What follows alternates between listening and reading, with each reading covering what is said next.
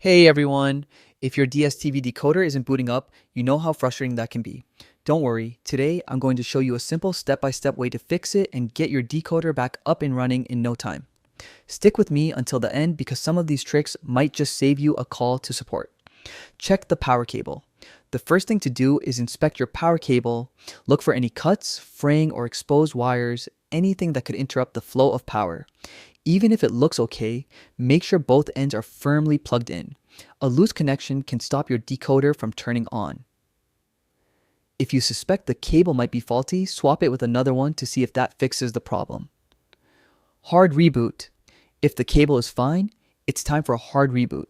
Simply unplug your decoder from the power source and wait a few minutes. This allows any residual power to discharge completely. Then plug it back in and see if it powers up. Sometimes this simple step can work wonders. P plus code reboot. Still no luck? There's a special trick called the P plus code reboot. When the word code appears on your screen, press and hold the P plus button, then quickly press P plus 3 times in succession.